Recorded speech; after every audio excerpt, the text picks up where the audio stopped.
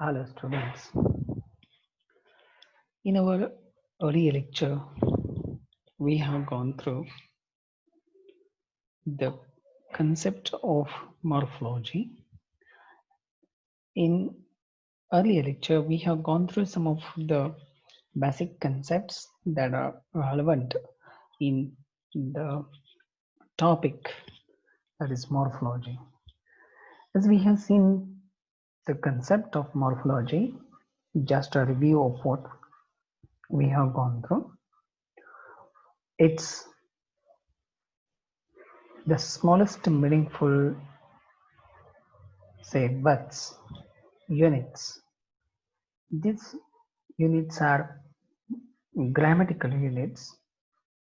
Grammatically, we have the grammar of morpheme or morphology. Morphology stands for the systematic study of smallest meaningful units. It's a science. Logy stands for science. And in our last lecture, we have discussed the morphology, morphemes. At the same time, we have studied two more terms that are stem and affixes.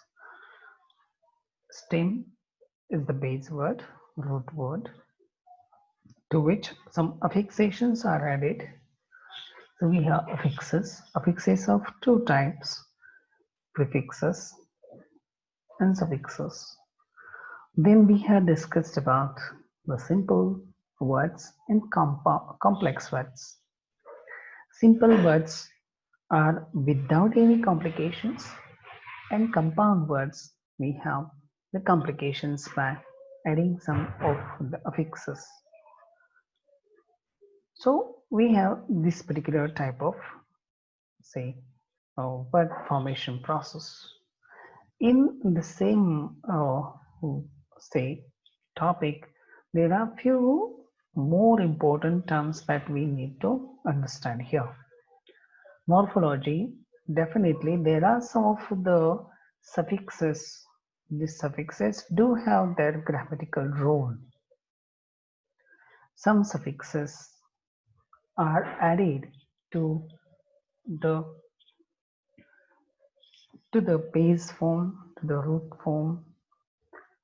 The grammatical role of suffixes, by which we must understand that there are some of the suffixes by which we can understand whether the word is noun, adjective, verb, or adverb. So we can have the identification of the category of words. These we call as the role of suffixes. Here we have to understand the thing. As we have seen ing, al, tion, able, or just y do have their own individual significance to signify. Ing is a verb making. At the same time, we have es, ed, all these varieties of suffixes that we see. And in the grammatical role of suffixes, what we are going to see that we will study in the next slide. Another term that we are going to study is inflectional and derivational suffixes. See, what does it signify? So the grammatical role of suffixes that we have to understand first. For example, in some of the say compound words or complex words, we may have a combination of two nouns, foot, ball. So foot is a stem and ball is also a stem. Both are stems. So football, the word is made of two stems. They can stand apart. They can stand apart. At the same time, so both of them are free morphemes. See, If the morpheme stands apart, we call these morphemes as free morphemes. But there are some smallest meaningful units that are to be added to some stems or root words, and these words are called as bound morphemes. For example, hyphen ing, hyphen able, hyphen ed, hyphen full, hyphen ation or tion are bound morphemes. See, so again, some of the grammatical point that we have to underscore here is that foundation. So found, it's added a tion, variable. Vary is the spell that we see vary, but I is changed into I, and it stands for the variable. So the change in the last spell of the stem is also one of the grammatical point that we must understand. Returning.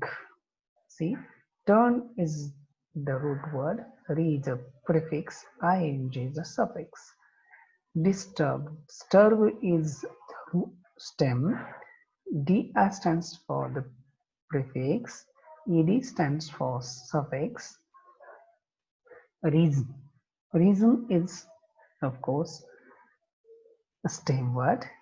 Un is a prefix, and able is a, as we see, suffix. Location.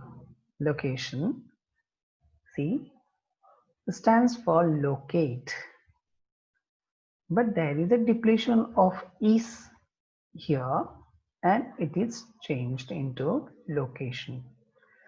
Respectable. Spect is the root stem, reads prefix, and able is the suffix. So the grammatical role of the suffixes is this, that while adding some of the suffixes, we have to undergo certain spelling change. These words, these morphemes are very few in numbers. So the spelling in Y is changed into I. So it's a slight difference in spell that we have to bring in the spell of a stem. Grammatical class of words is also one of the points that we must understand while adding some of the suffixes.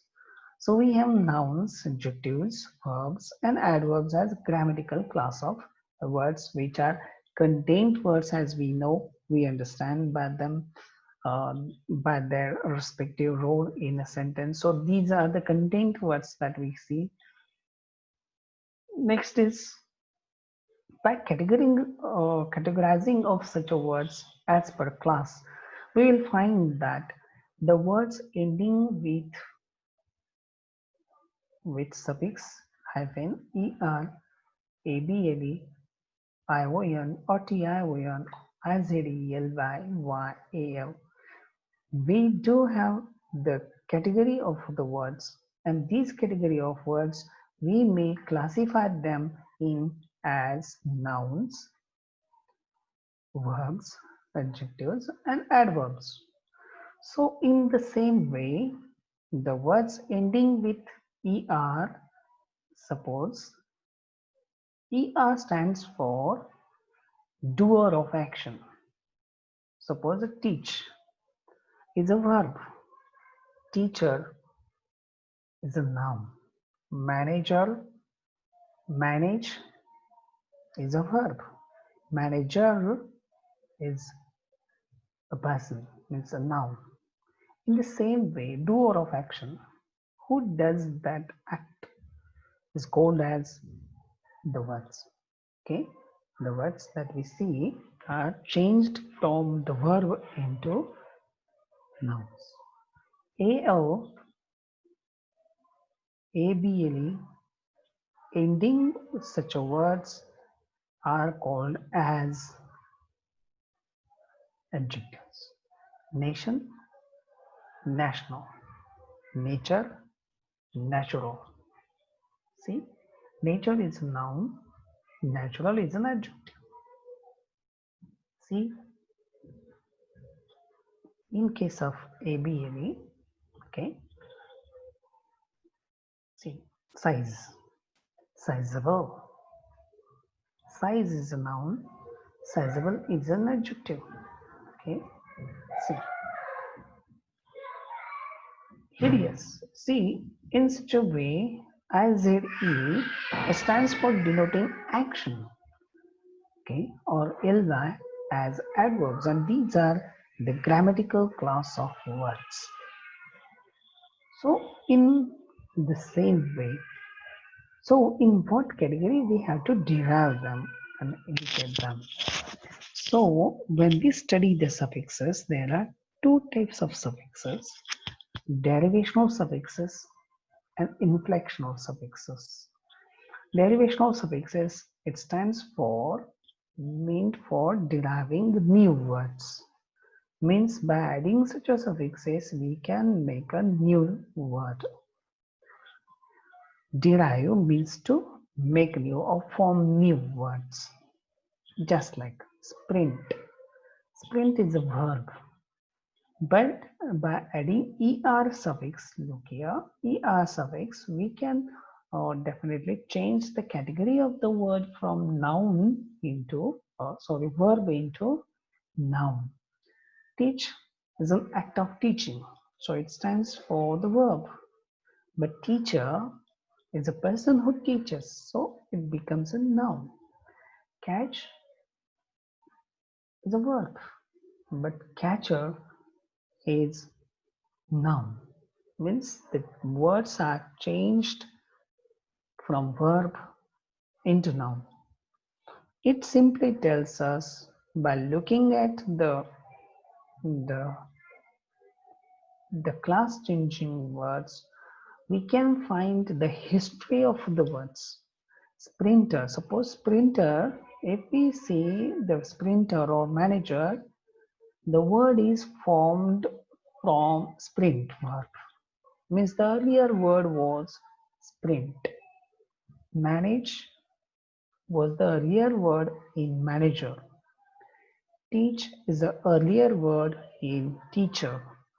So in this way, by going back into the history, we can identify in which category the word the stem was and what is the suffix that has been added to it. So in simply say we can go back and refer to the earlier category of the word and from which word this new word has been derived. So it's so easily to be recognized. Okay. In the same way, if we are using the word wash, it may be changed into washable. See, wash is a verb. It's changed into adjective. Hideous, O-U-S, is an adjective, is changed into hideously, is an adverb. Social is an adjective, but it changed into a verb by socialize. So like this, we have these changes in the words. In the same way, so the concept is quite clear. Derivational suffixes are those by adding the derivational suffixes, we can form new words. We can derive new words. By inflectional suffixes, we keep the same word class in its own original form, but different in form. See, in the same way, when we study this particular inflectional suffixes, it doesn't change the class of the word. Suppose if we see, if we use, suppose child or house, houses. See, house, houses. Teach, or teacher, teachers. See, so we have the same class of words. These are very small in numbers, and I think these are just 9 in numbers. These inflectional suffixes do have irregular forms, and these irregular forms are indicated by E. See, here hyphen ed, look, looked. Look is a verb, looked is also a verb. Move, moved. Move is a verb, moved is also a verb. Copy is a noun, copies is also noun. Look is a verb, looks. See. In the same way, reach is an adjective, reacher is also adjective, reach is adjective, reachest is also adjective. In the same way, look, looks, and looking means look is a verb, looks is also a verb, looking is also a verb. Means we keep the same class of words, but there is a change in the form of the verb. If by adding ed, we can change the tense of the verb. By adding es or es, we can have the singular into plural forms. By adding er, est, we may have a change in the degree of the word. See, reach, reacher, reachest, degree. These are degree. Er stands for comparative, est stands for superlative. Okay, but we do have some irregular forms. These irregular forms, as we know, now there is a change in the spell. New. Then the adjective good. It is not gooder than goodest, but it's good, it's better, best. So inflectional suffixes are added in such a way. One more thing that we have to remember is that inflectional suffixes are added after the derivational suffixes. In the say the word compute stands for the verb computer, changed into noun. Here er is a derivational suffix, but computer is a noun and computers is also a noun. So in the second stage computer, we have derivation suffixes. Its verb is changed into noun, but in inflectional suffixes we have noun into noun. So in this way we do have this type of say the words, and that we see in this particular topic. So as we know, we have gone through some of the basic concepts that arises under the study of morphology. Morphology, we have studied the two types of suffixes, and these suffixes are derivational suffixes and inflectional suffixes. Derivational suffixes are those by which we can derive new words, form new words. So from verb we can change into noun, from noun we can change the word into adjective, likewise. Or we have derivation of new words, but in inflectional suffixes we do not change the category of the words, we keep the category as it is same in the inflectional suffixes, and these are very few, 9 in numbers, and it is very easily to be recognized. So by going into the study of the morphology, again few concepts that we have studied today are the derivational suffixes and the inflectional suffixes. Okay. In our next video lecture, we will again go through some of the important points regarding this, and we will have some good clarity. We will practice some of the suffixes, or we will go through the analysis of the words. Till then, thank you.